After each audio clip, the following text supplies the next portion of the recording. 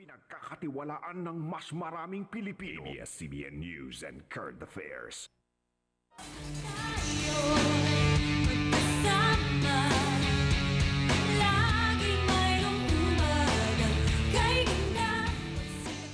Ito naman po, sa pagsisimula ng taon, kailangan punong-puno po tayo ng energy, energy. At isa sa mga may magandang epekto para sa makakapagbigay na energize sa atin, Energy. Oh, sa katawan natin, Ang ating katawan ay mga kristal. Paano nga po ba ito makakapag-energize sa ating katawan? Alaman po natin yan mamaya. Ayan, Kristal yan. Kristal yan. May power pala dyan na nakukuha. Parang Superman.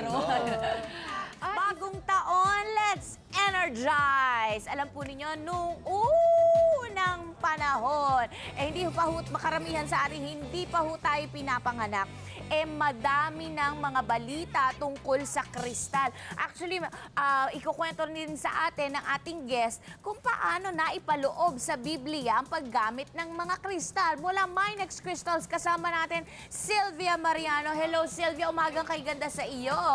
Hello! Yan, ako Sylvia. Magandang umaga. Sa Umagang kay ganda pala. Ang tagal na ho namin magkakilala nito si Sylvia mula pa ng magandang umaga bayan. Ayan, diba? oo. Okay, Sylvia. Nasa Bible nga ba daw paggamit ng kristal? Yes, Ah, oo. saan Nasa Old Testament. Okay. Yung, So this is before Christ pa, Yes, oo. diba?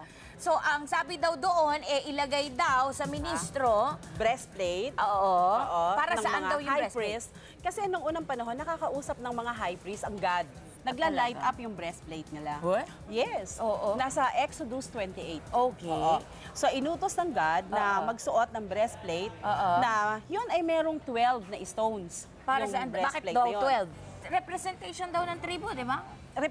Representation. Kaya doon din ang galing yung paggamit natin ng mga birthstones. Oo. Isa sa mga stone na nasa breastplate ng high priest ay itong amethyst. Okay. Amethyst ito, ha? Yeah. Pero alam mo, para saan ang ano binibigay na gusto ko, teka lang, nawawala ako. No? So Sylvia, kailangan natin i-explain na ang mga kristal na ito ay galing sa ilalim ng lupa. Yes, Elemento ito, di ba? Oo. Minimina. Ito yung mga iba pang mga kristal na pwedeng imina. Kaya, yung may enerhiya sila na galing sa nature o natural na enerhiya na nakakaapekto sa paligid at sa tao. Yes, Ano itong diagram mo, Sweetie Yan. Pie? Ito ang ating diagram ng ating katawan. Okay. Oo. So kung gusto mong lumakas ang iyong katawan, maging healthy ka, pwede kang maglagay ng iba't ibang stones na yan, dyan sa mga area na yan, para ma-energize. Kasi ang ating katawan, meron tayong madami tayong mga tinatawag na energy center ng ating katawan.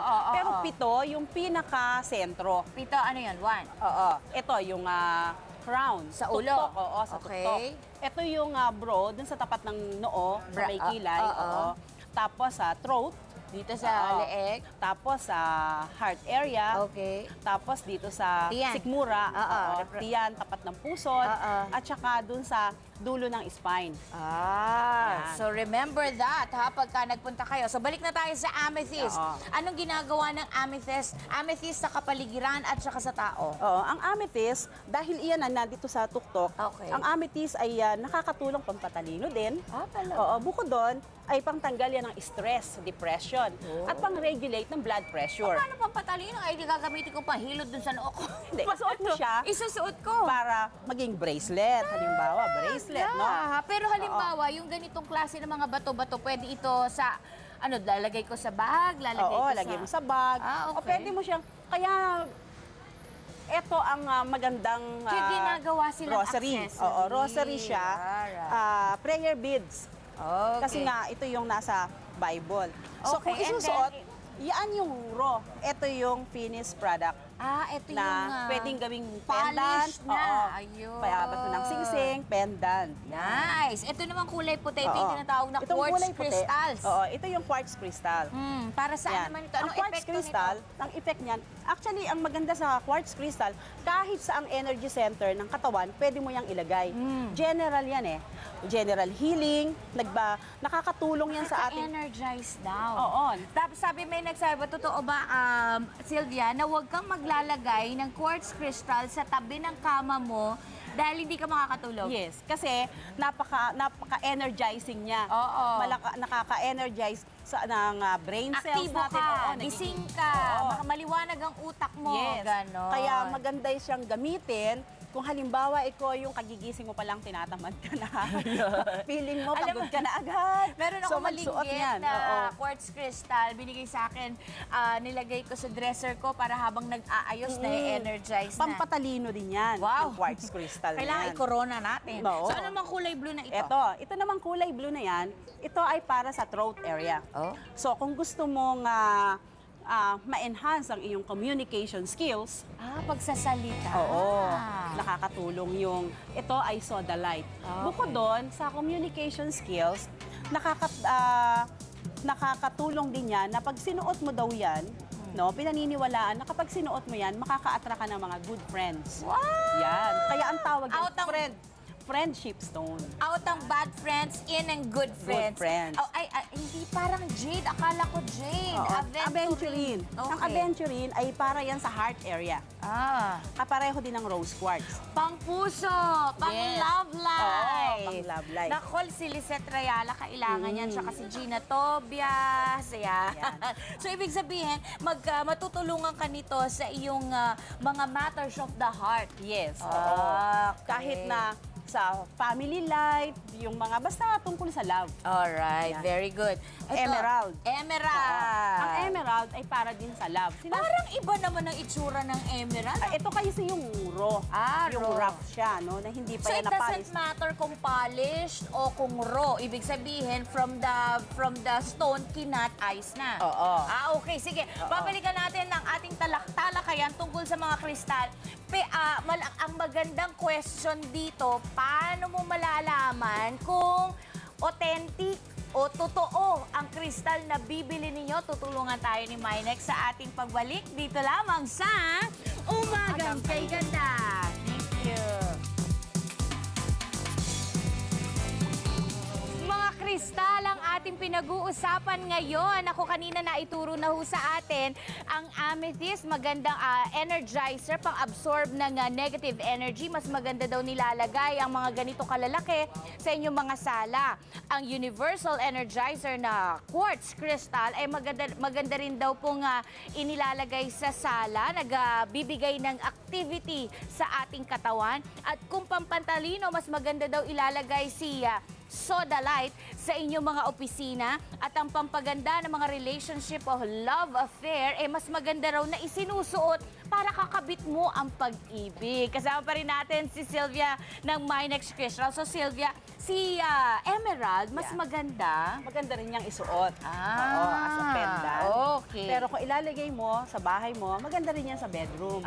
Or sa kitchen area. Kitchen area, Yes. pampa-neutralize ka Ng mo. energy. Correct. Oo. Lalo na pagka hindi kagandahan daw ng tapat ng tawag dito, ng entrance o bintana. Oo, Yan. arrangement. Amber! Ito yung nakakita sa Jurassic Park. Ano? Oo. Kung mapapansin po ninyo, ito'y dagta ng puno. Oo. Tapos, Yan ay merong mga ants. meron dito mga Mga langgam. insekto na Oo. langgam na century-old na kung pag-aaralan dahil na-trap na siya nung dagta. Dagta, ito, ano bang energy nito? Yan ay tinatawag na Victory Stone. Oo. Sa katawan naman, nakakatulong siya sa part ng tiyan. Ay, tiyan. Oo. Digestion. Oo. Okay. Stone of Victory kasi pag ginagamit nila yan sa mga ritual nila, kung ano yung mga wishes nila sa buhay, mabilis mangyari. Oo, nasusunod. Gusto ko magkapera. May ganyan. Magkakaroon nga. Carnelia. Yan para din yan sa area ng tiyan. Okay. Ito yun Pagka ginawa na yung bracelet, ito na si Oo, Carnelia. yan na. Pang ano rin ito, di ba? Pang success? Oo, good success sa career. Success sa Oo. career. Ito, ano ito? Yan. Ang tawag dito ay hematite. Hematite. Oo. Para saan naman ang Ito yan. hematite? Ang hematite ay tinatawag na magnetism stone. Oo.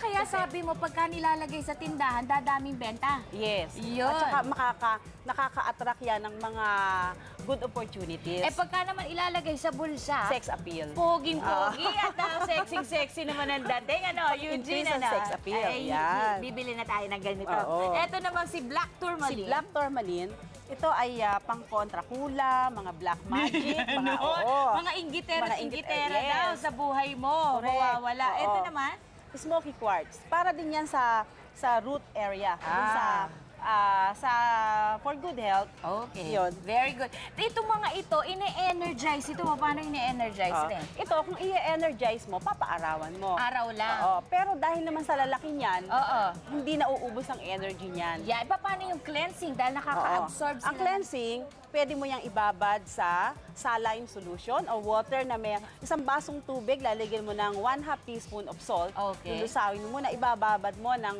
24 hours. Okay. Or pinaka-safe, kasi may mga ibang kristal o stones na natutunaw sa tubig. Oo.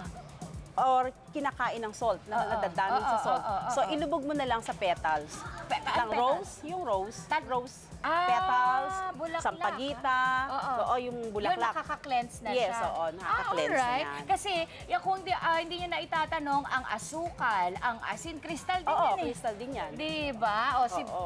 Maraming salamat sa iyo. Thank Silvia, you. saan nga ba ang Minex? Oo, ang Minex crystals ay sa Malate. No? But kung interested sila, pwede silang mag-text sa 0919-336-1265. Ayan.